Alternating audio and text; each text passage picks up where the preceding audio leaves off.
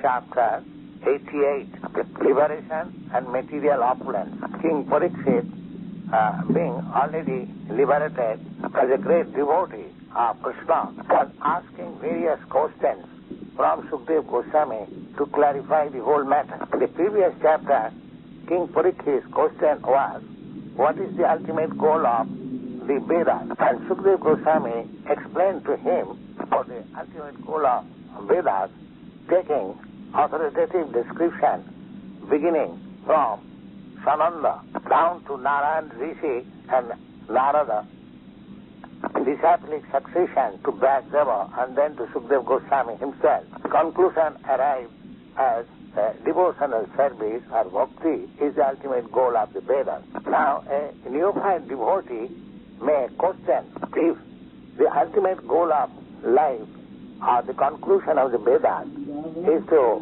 elevate oneself on the platform of devotional service, then why it is so absurd that a devotee of Lord Viṣṇu is generally not very much materially prosperous, whereas a devotee of Lord Śiva is found to be very much materially opulent. In order to clarify this matter, Parīkṣit Mahārāja inquired from Śukadeva Gosvāmī as follows. In quotation, my dear Śukadeva Gosvāmī, it is generally found that all living entities, including the human society, on the inquiry of King Parīkṣit about the contradictory action in the matter of worshipping Lord Śiva and Lord Viṣṇu, Śukadeva Gosvāmī replied that Lord Śiva is a master of this material energy. Material energy is represented by goddess Durga, and Lord Śiva happens to be her husband. Goddess Durga being completely under subjugation of Lord Śiva, it is to be understood that Lord Śiva is the master of this material energy. The material energy is manifested in three qualities, namely goodness, passion, and ignorance. Under the circumstances, Lord Śiva is also a master of these three qualities. Although he is in association with these three qualities for the benefit of the conditioned soul, he is the director, but he is not affected. The conditioned soul is affected by the three qualities. But Lord Śiva himself is not affected, but he is disposer of these three qualities. In this statement of Śukadeva Gosvāmī, we can understand that the effects of worshipping different demigods are not always one and the same as some less intelligent class of men. Suppose here it is clearly stated that by worshipping Lord Śiva one achieves a different reward, whereas by worshipping Lord Viṣṇu one achieves a different effect. In the Bhagavad Gita also this is confirmed that those who are worshipping different demigods, they will achieve the desired result, which is possible to be avoided by such demigods. And similarly, those who are worshipping material energy, they will receive reward of such activities. Similarly, those who are worshipping the pitris, they will also receive similar results. But one who is engaged in devotional service or worship of the Supreme Lord, Viṣṇu or Kṛṣna, they go to the Vaikuntha or Kṛṣna Loka. It is not that by worshipping Lord Śiva or Brahma or any other demigod, one can approach the transcendental region or Parabrahma or the spiritual sky. This material world being products of the three qualities of material nature, there are varieties of manifestation. Just as in a modern civilization, by the aid of materialistic science, people have created so many machines and comforts of life, but they are only varieties of the interaction of three material qualities. When a devotee of Lord Shiva is able to acquire all this material acquisition, we should know that they are simply collecting things manufactured by the three qualities. The three qualities are again subdivided into 16, namely the 10 senses, namely 5 working senses and 5 knowledge acquiring senses, and the mind, altogether 11, and the 5 elements, namely earth, water, air, fire, sky. These 16 items are further extension of the three qualities. Material happiness or opulence means sense gratification, specifically the genital, the tongue, and the mind. By exercising our mind, we are creating so many pleasurable things for enjoyment by the genital and the tongue.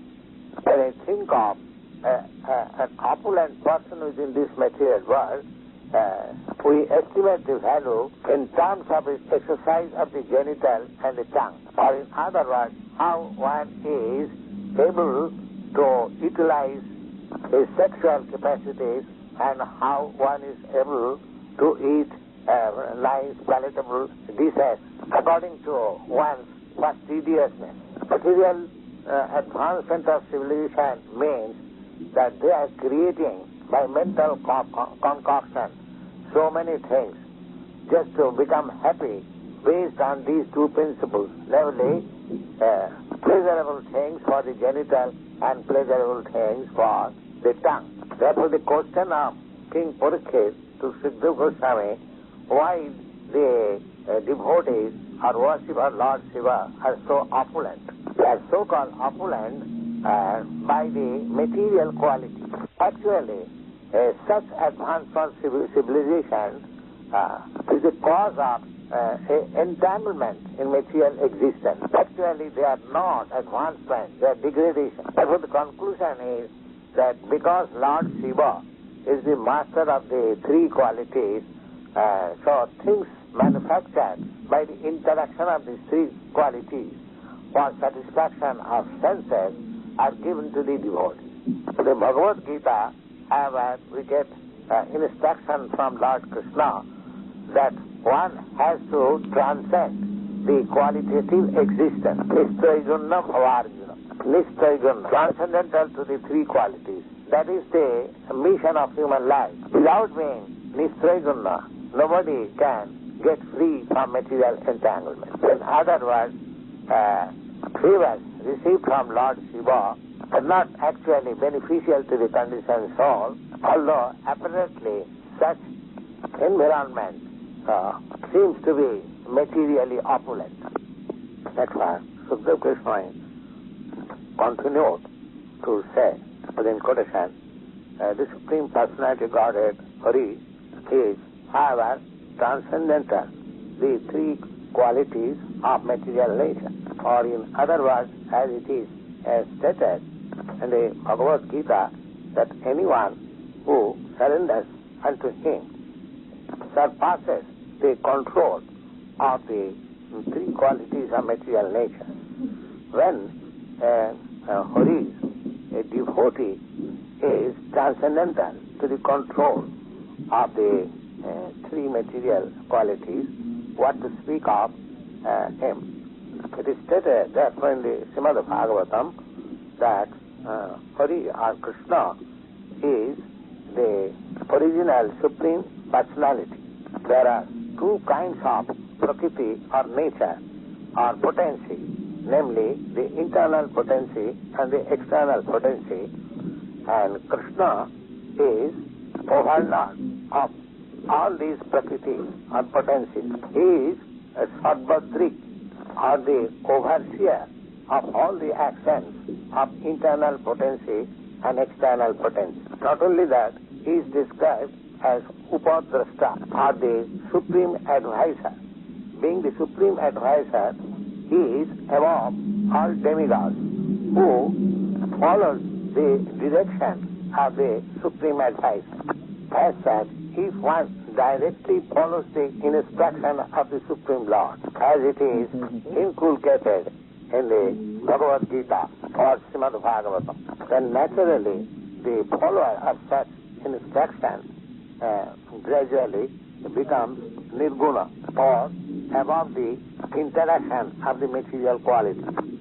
To become nirguna means to be bereft of material opulences, because as we have explained above, material opulence means increase of actions and reactions of the three material qualities. So, by worshipping the Supreme Personality of Godhead, one, instead of becoming puffed up with material opulences, he becomes enriched with spiritual advancement of knowledge in Kṛṣna consciousness. To become nirguna means to achieve eternal peace, fearlessness, enriched in religious activity, full of knowledge, renunciation.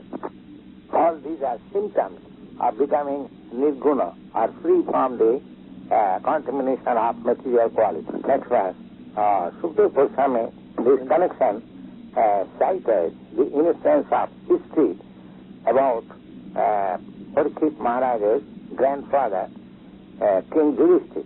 He said that King Yudhishthira, after finishing the consummate sacrifice in the great sacrificial arena and in the presence of great authorities, inquired that very question, namely, while the devotees of Lord Śiva becomes materially opulent, whereas the devotees of Lord Viṣṇu are not like that.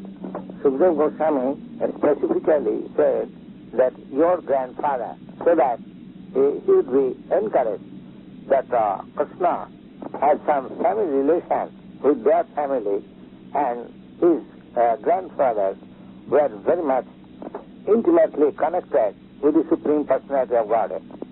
When this question was asked by Maharaj Yudhishthira, Kṛṣna, although he is very satisfied always by nature, he became still more satisfied on the inquiry of King Yudhishthira, because his question and the answer of the Supreme Personality of Godhead would bear a great meaning for the whole conscious society.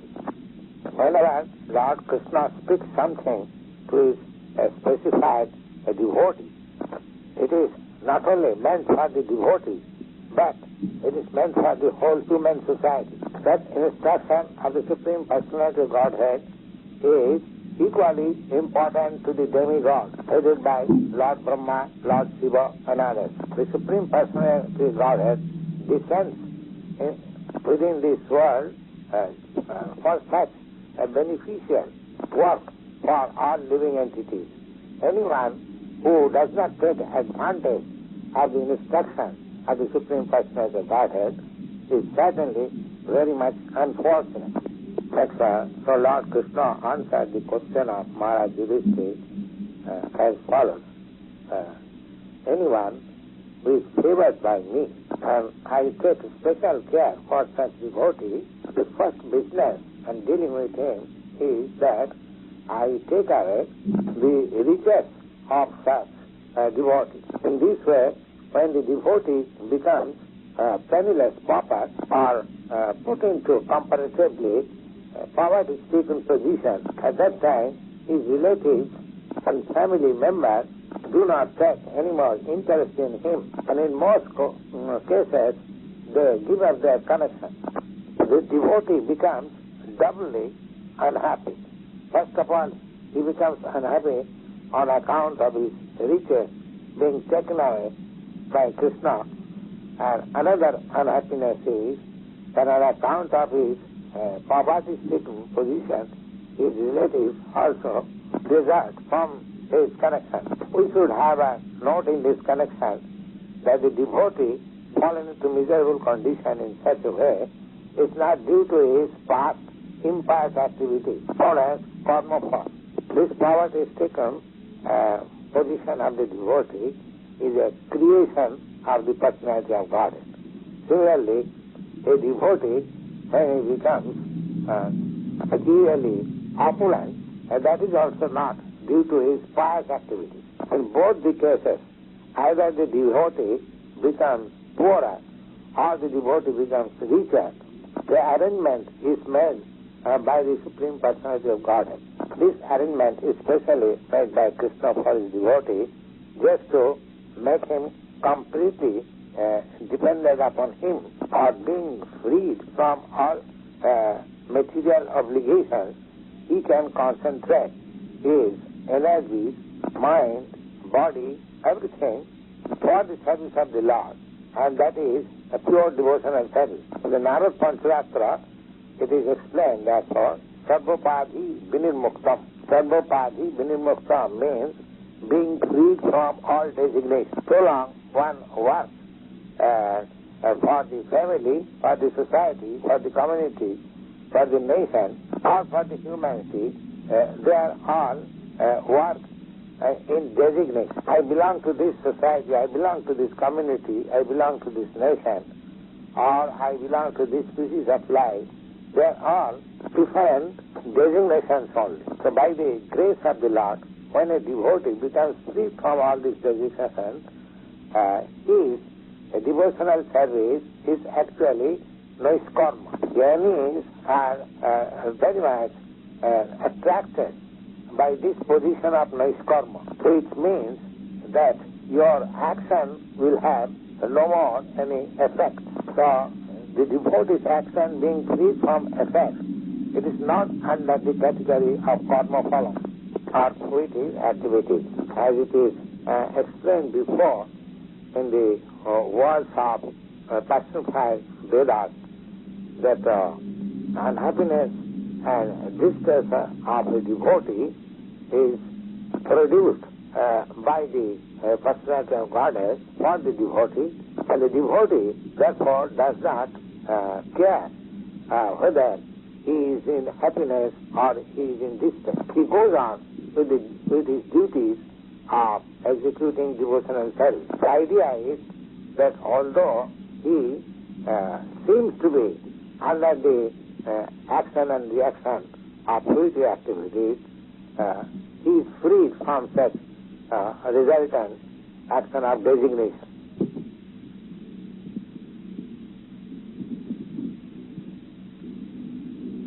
It may be questioned in this connection that why the devotee is put into such tribulation by the personality of Godhead. The answer is, this kind of arrangement by the personality of Godhead is just like the father becomes sometimes unkind to his son.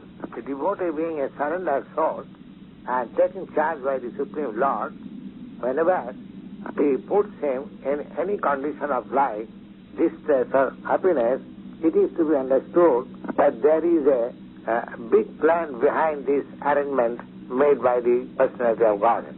For example, by such arrangement, Lord Kṛṣṇa put the Pandavas in distress condition, and the distress was so much acute that even grandfather Bhishma could not estimate how such thing could happen. He lamented the condition of the Pandavas, that the whole family was headed by King Yudhishthira, the most pious king, and protected by two great warriors like Bhima or Arjuna, and from all, they were all intimate friends and relatives of Lord Kṛṣṇa, and still they had to undergo such tribulation. But later on, it was proved that such plan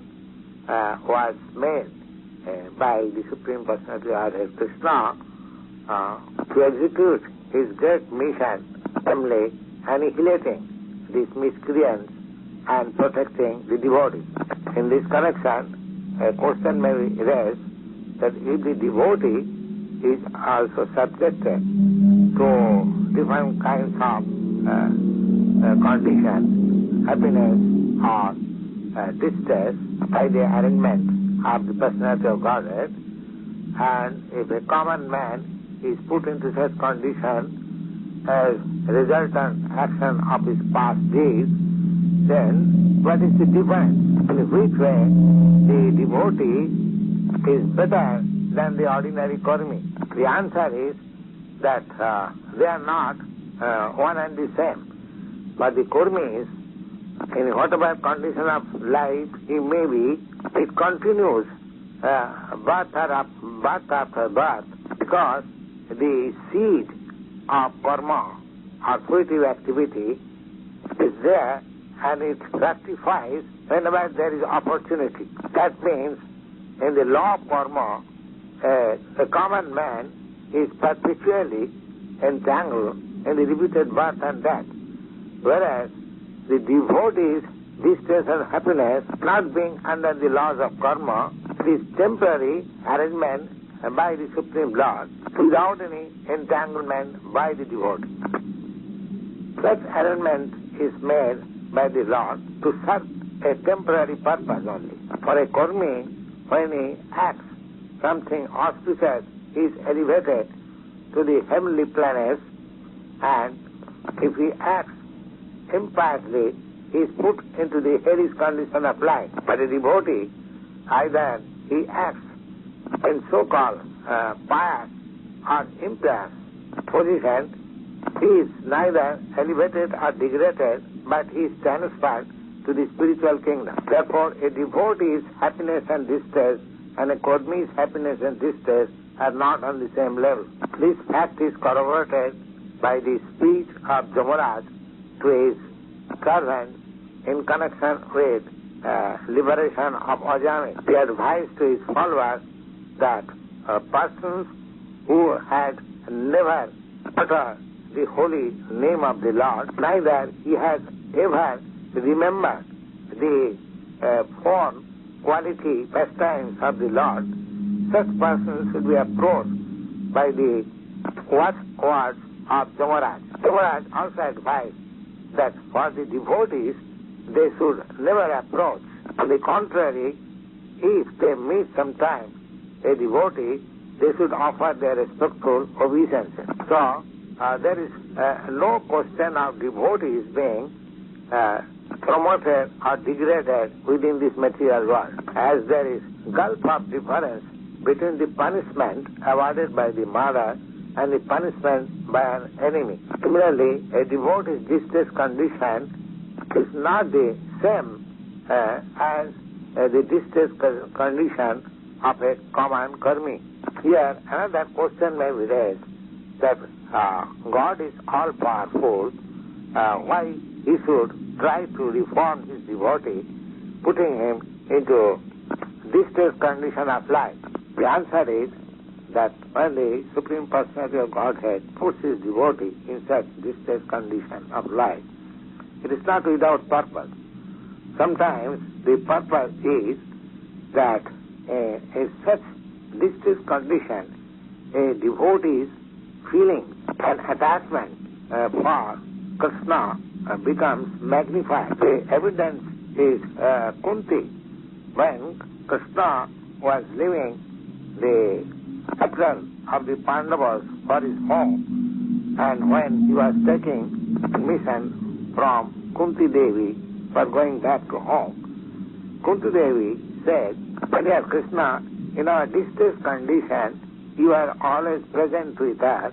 Now, because we have been elevated to the position of royal order, you are leaving us. I would therefore prefer such distress condition of life instead of losing you."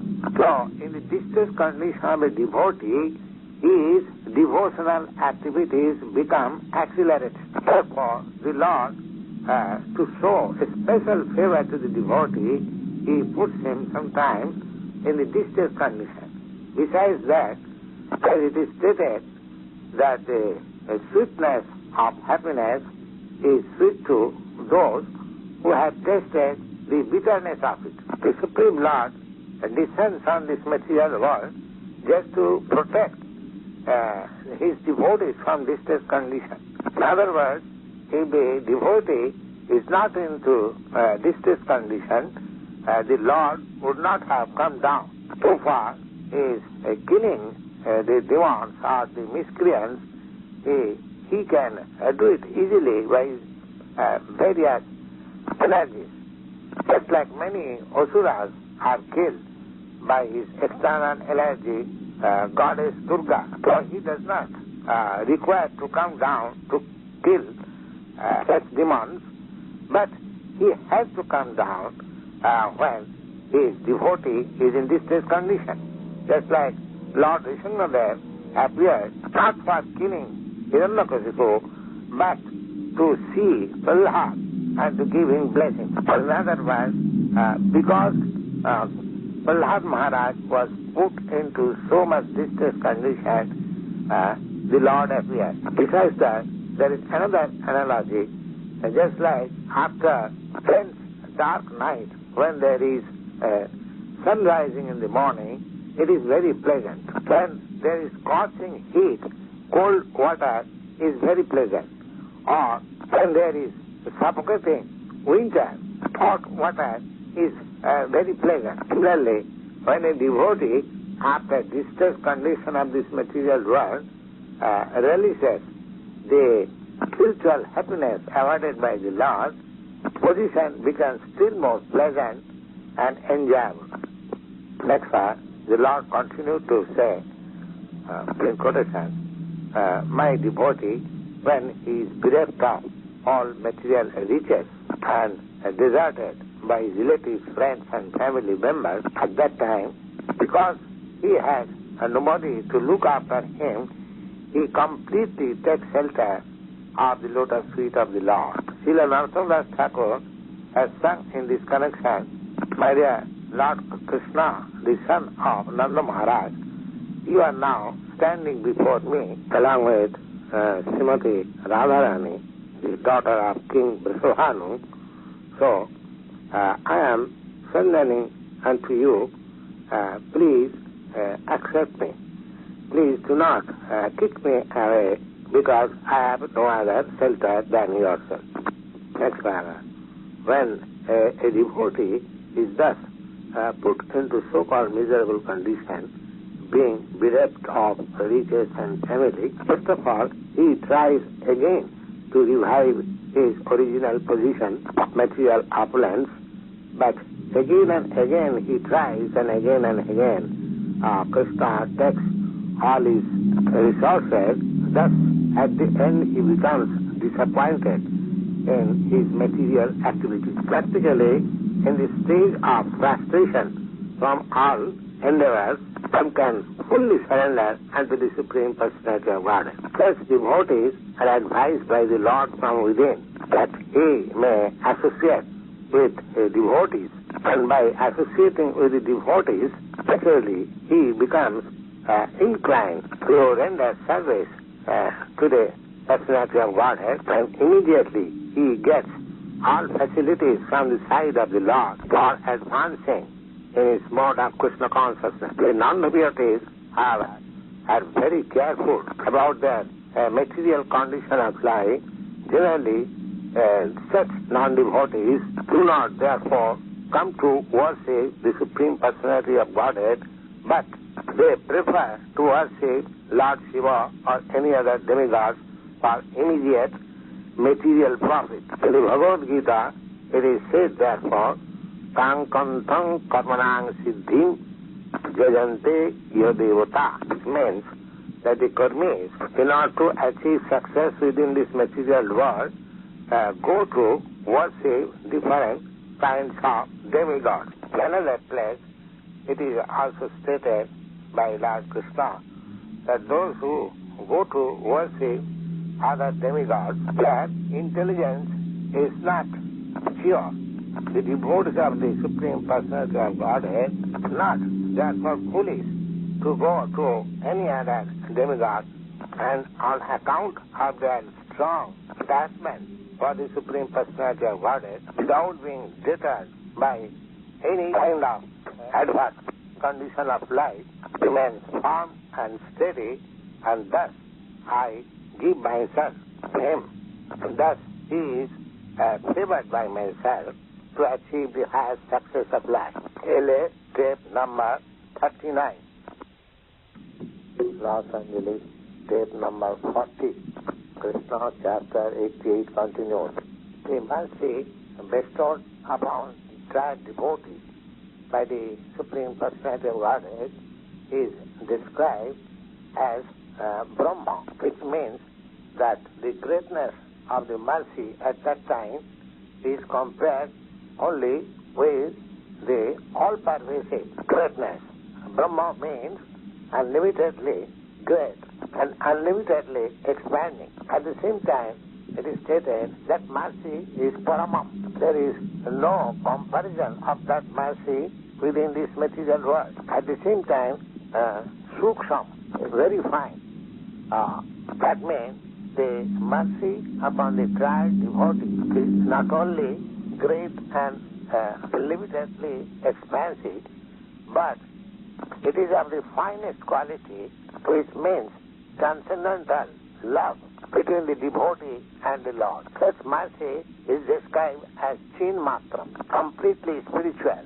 The word matram is used, which means absolutely spiritual, in which there is no tinge of material quality. Such mercy is short, eternal, and anantakam is unlimited. When the devotee of the Lord is awarded such unlimited spiritual benefit, why he should go to worship other demigods? Therefore, the devotee does not go to worship Lord Shiva or Brahma or any other subordinate demigods.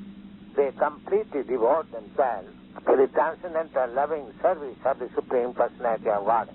Śukadeva Gosvāmī continued to say within quotation, except the Supreme Personality of Godhead, Viṣṇu, other demigods aided by Lord Brahma, Lord Śiva, including Lord Indra, Chandra, Varuna, and various others, they are apt to become very soon satisfied or very soon angry by the good behavior and ill behavior of the devotee.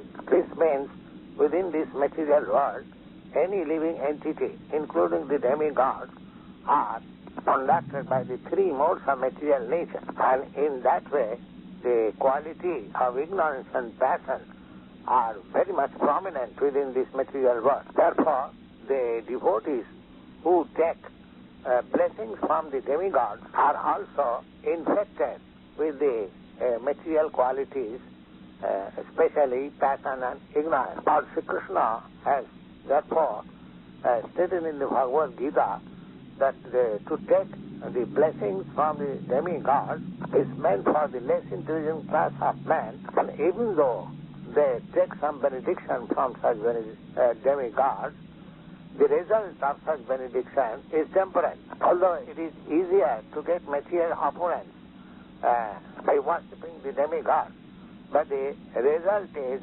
sometimes disastrous. As such, the benediction derived from demigods is appreciated by less intelligent class of men. Persons who derive benediction from the demigods gradually become puffed up with the material opulence and neglectful even to the benediction. Śukadeva Gosvāmī addressed the king Parīkṣit within Kṛṣṇa, my dear king, Lord Brahma, Lord Viṣṇu, Lord Śiva, the principal trio of this material creation, are able to benedict or to curse anyone. Out of this trio, Lord Brahma and Lord Śiva very easily become satisfied, at the same time very easily become angry. When they are satisfied, they give benediction without any consideration, and when they are angry, they curse devotee without any consideration. But Lord Viṣṇu is not like that. Lord Viṣṇu is very considerate.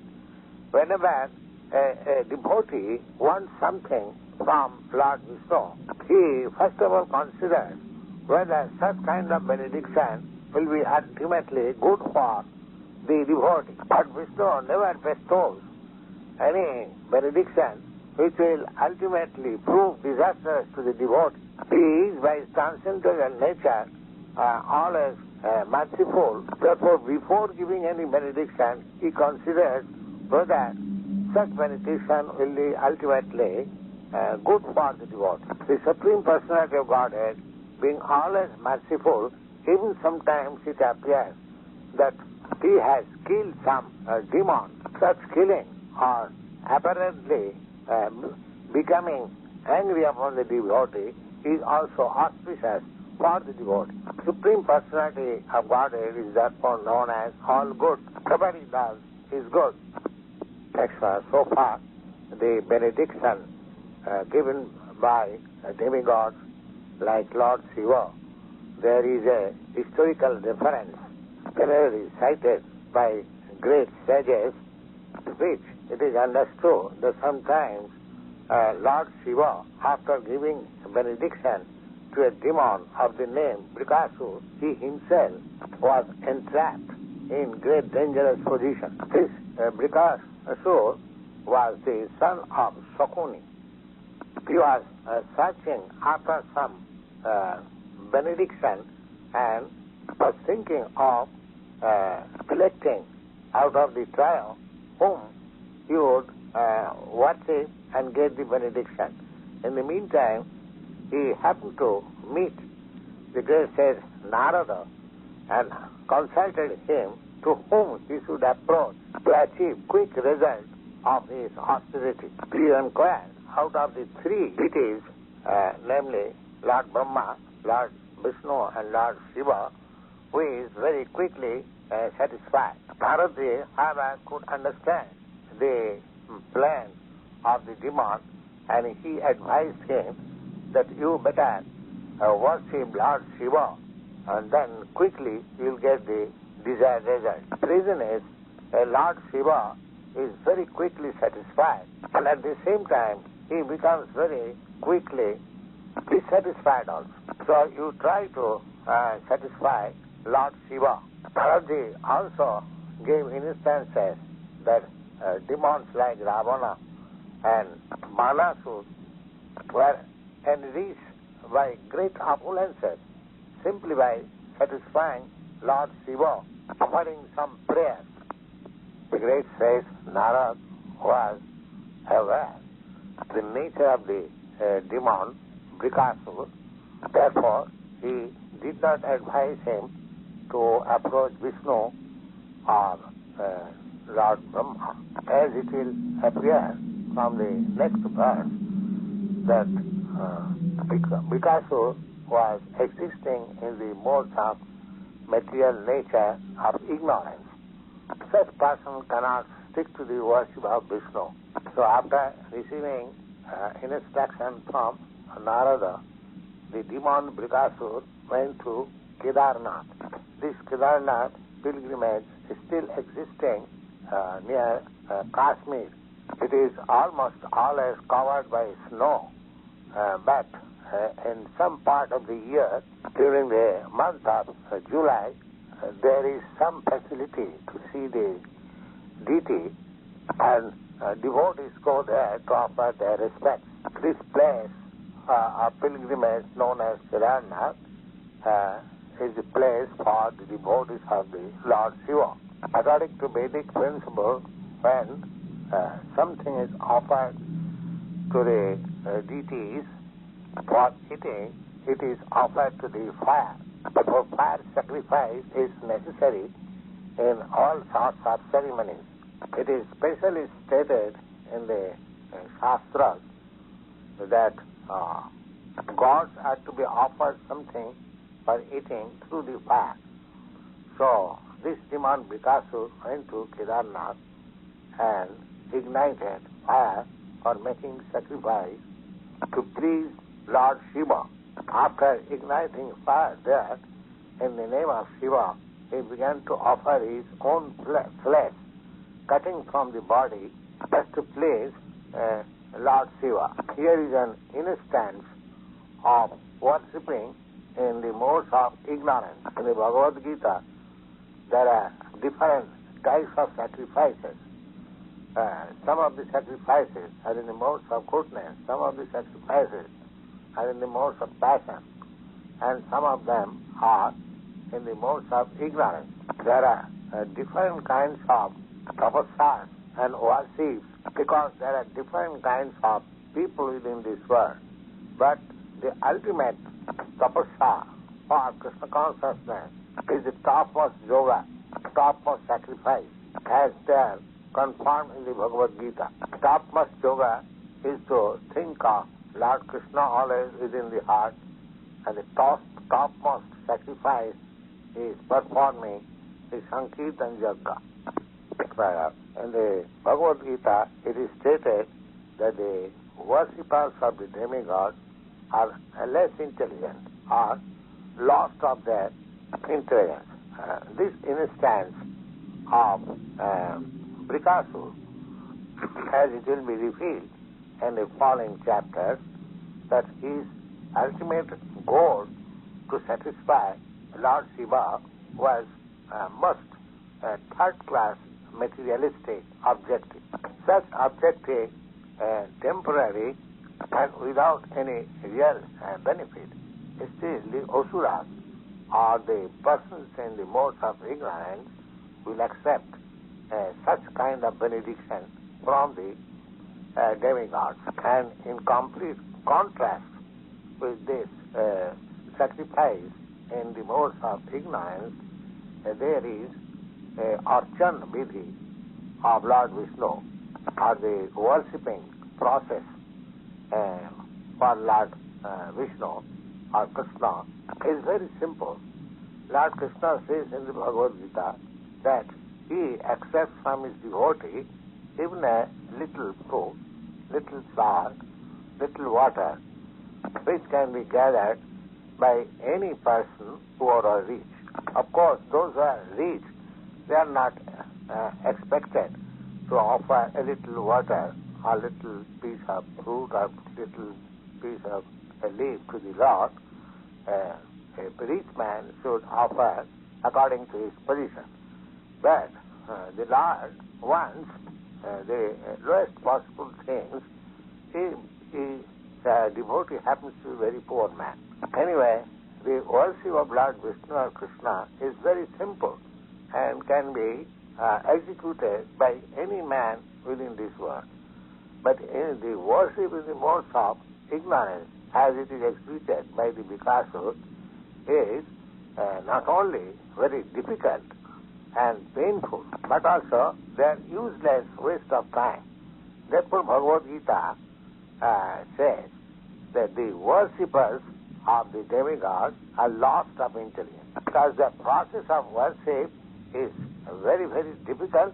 At the same time, the result of that is flickering and temporary.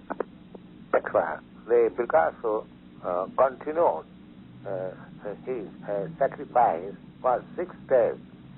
Still, he was unable to see personally Lord Śiva, which was his objective, because he wanted to see him face to face and ask him for the benediction. Here is another contrast between a demon and a devotee.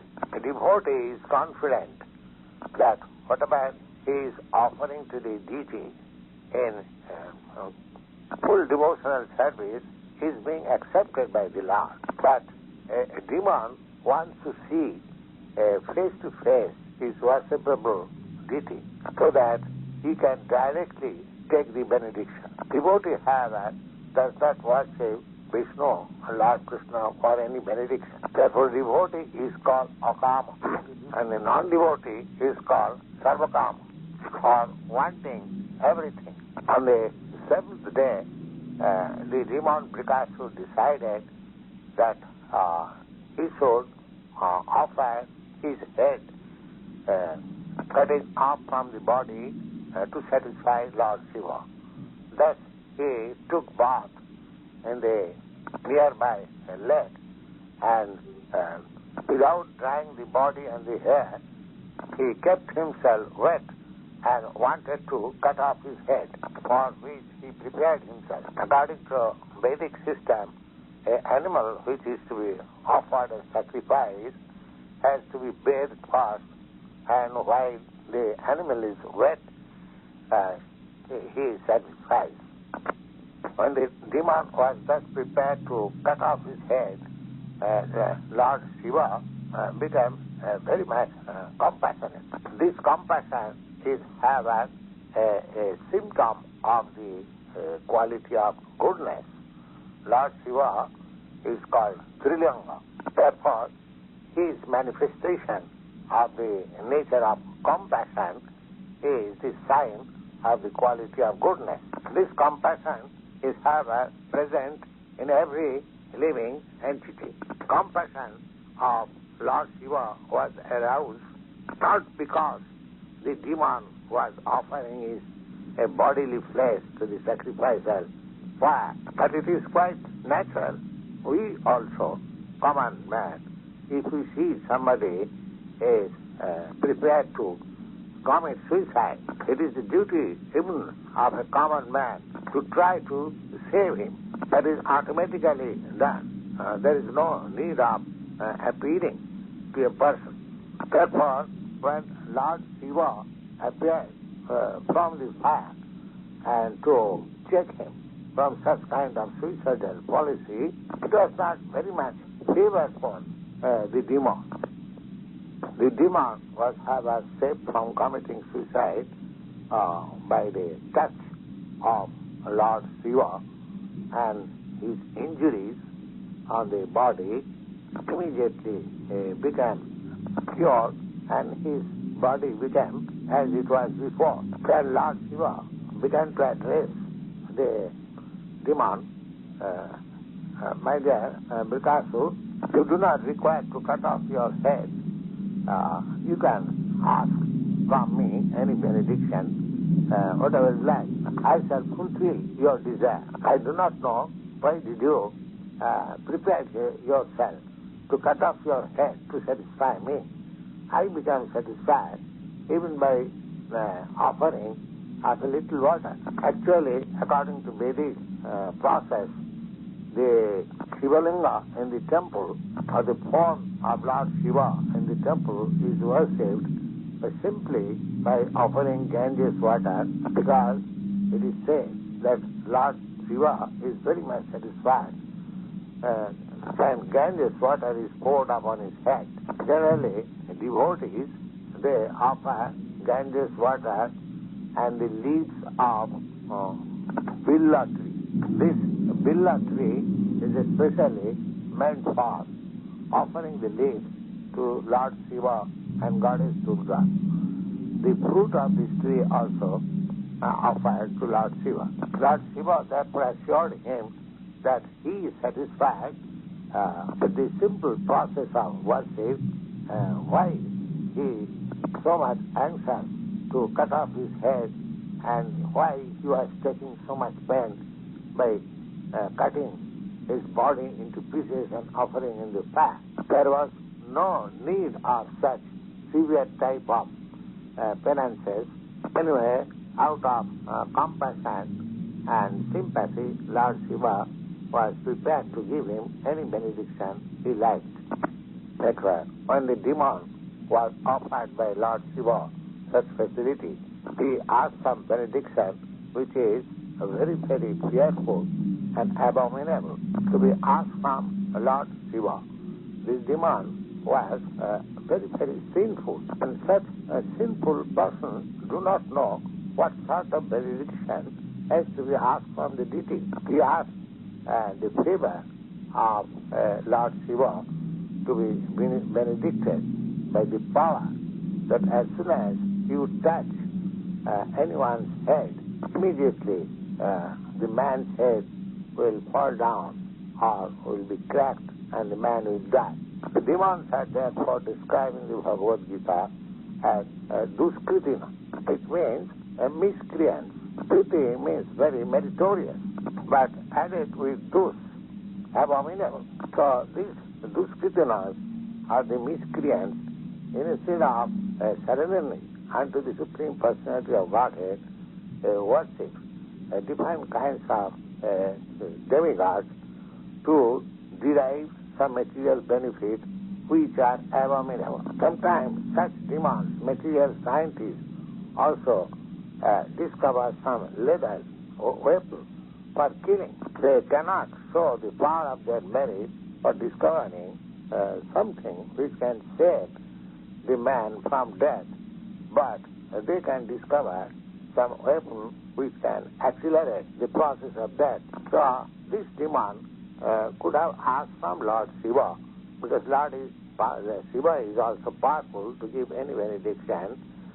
So instead of asking from him something beneficial to the human society, for his personal interest, he asked that anyone whose head would be touched by his hand be killed at once. Lord Shiva, however, could understand the motive of the demon, and he was very sorry that he had given assurance to the demon to offer him any benediction he liked. He could not withdraw his promise, but he was very sorry in his heart that he was to offer him some benediction which is so much dangerous to the human society. The demons are therefore described in the Bhagavad Gita as duskritina, which means miscreants. They have got brain, they have got merit, but the merit and brain is used for abominable activities. Just like sometimes the materialistic demon discover some leather weapon for killing man. So this discovery, scientific research, requires certainly very good brain to work on. But instead of discovering something beneficial to the human society, they discover something to accelerate the death which is already assured to every man. Similarly, this demon, instead of asking benediction from Lord Śiva, something beneficial to the human society, he asked which is very dangerous to the human society. Therefore, Lord Śiva was very sorry within himself. Devotees, however, never asked any benediction from Lord Viṣṇu or Kṛṣna. And even they ask something from the Lord that is not at all dangerous for the human society. That is the contrast between the demon and the devotee, or the worshipper of Lord Shiva and the worshipper of Lord Viṣṇu. While Śukadeva Gosvāmī was narrating the history of this Parīkṣit, he addressed Maharaj Parīkṣit as Bharata, referring to the contest of King Parīkṣit, born in a family of devotees. This Maharaj Parīkṣit was saved by Lord Kṛṣna while he was in his mother's home. Similarly, he could ask the benediction from Lord Kṛṣna for being saved from the curse of the Brahmin, but he did not ask anything from Kṛṣna for saving himself. The demon, however, wanted to become immortal by killing everyone with the touch of his hand. Lord Shiva could understand it, but because he promised to him to give the benediction, he gave it to him. Next one, the demon, however, being very sinful, immediately conjectured that he would kill Lord Shiva by the same benediction and take away Gauri Parvati for his personal enjoyment. The demon immediately wanted to place his hand on the head of Lord Shiva. That Lord Shiva was put into an awkward position because he was in danger by his own benediction to a demon. This is also another instance of misusing the power derived from the demigod by a materialistic devotee. That's why the demon Vikasura, without waiting for further decision, immediately approached Lord Shiva to place demon's hand on the head of the Lord. Lord Shiva was so much afraid of him that his body became tremble, thus began to flee from land to the sky, from sky to the other planet, till the end of the universal limitation above the higher planetary system. The result was that Lord Shiva began to go away from one place to another, and the demon Vikasura continued his chasing after him. The predominating deities of other planets like Brahma, Indra, Chandra, and similar other demigods could not find out any way how to save Lord Shiva from the impending danger. Wherever Lord Shiva went, they remained silent. At last Lord Shiva approached Lord Viṣṇu, who is situated within this universe and the planet known as Śukadeva. This Śukadeva is a local Vaikuntha planet beyond the jurisdiction of the influence of external energy. Lord Viṣṇu, in his all-pervasive feature, remains everywhere, but wherever he remains, that is Vaikuntha atmosphere.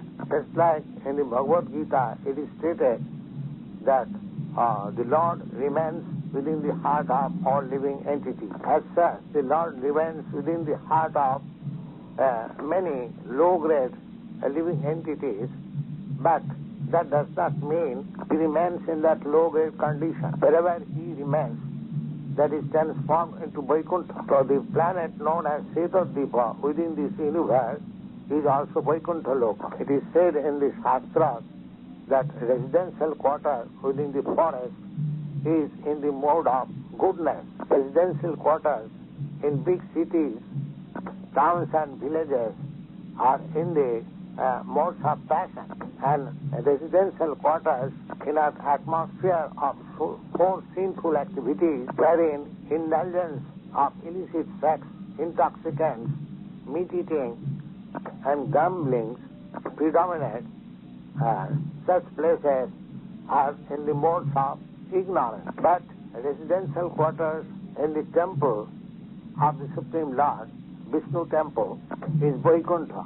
It doesn't matter where the temple is situated, but the temple itself, wherever it may be, is Vaikuntha. Similarly, the Śukadeva planet, although within the material jurisdiction, it is Vaikuntha. In this Śukadeva Vaikuntha, at last Lord Shiva entered. This Śukadeva planet, great saintly persons who are completely freed from the envious nature of the material world, beyond the jurisdiction of the four principles of material activities, namely religiosity, economic development, sense gratification and liberation. Anyone who enters into that Vaikuntha planet never comes back again to this material world. Lord Nārāyaṇa is celebrated as a lover of his devotees, and as soon as he understood that Lord Śiva was in a great perplexity, he appeared himself as a brahmachari, and he personally approached Lord Śiva to receive him from a distant place. The Lord appeared as a perfect brahmachari with belt on his waist, sacred thread, the deer skin, brahmachari stick, and beads of Rudra within bracket. These Rudra beads are different from Tulsi beads. Rudra beads are used by the devotees of Lord Śiva. Lord Nārāyaṇa, in that dress of a brahmachari, when he was standing before, clearing effulgence from his body, were humanity, which attracted not only Lord Śiva, but also the demon Vikasura. Lord Nārāyaṇa thus offered his respect and obeisances unto Vikasura, just to attract his sympathy and attention upon him. Thus, checking the demon Vikasur, the Lord began to address him as follows. My dear son of Shakuni, you appear to be very much tired, as if coming from a very distant place. What is your purpose? Why you have come so far away? I see you are very much fatigued and tired, so I request you take a little rest. You should not put your body unnecessarily into such tiresome condition. Everybody has got a great value for this body, because with this body only we can fulfill all the desires of our mind. We should not therefore unnecessarily give trouble to this body. Lord Nārāyaṇa addressed the Vikasur demon as the son of Shakuni, just to convince him that the brahmachari was known to his father, Shakuni. Thus Vikasur took the brahmachari as somebody known to his family, and the brahmachari's sympathetic words appealed to him. Before the demon could argue that he had no time to take rest, the Lord began to inform him about the importance of the body. The demon was convinced with the argument of the brahmachari. The body of any man is very important, and what to speak of the body of the demon, which was so important. Thus the demon became convinced about the importance of his body. When the brahmachari asked the demon, my dear Lord, just to pacify him, if you think that you can disclose your mind about your mission for which you have taken so much trouble to come here, maybe I shall be able to help you so that your purpose will be easily served. Indirectly, the Lord informed him that the Lord being supreme, Brahman, certainly he would be able to adjust things which have been created by Lord Shiva for his indiscriminate benediction upon a demon. Demon thus being very much pacified by the sweet words of Lord Nārāyaṇa in the form of a brahmachari, thus the demon disclosed all that had happened before in respect of his benediction offered by Lord Śiva. This the Lord replied to the demon as follows.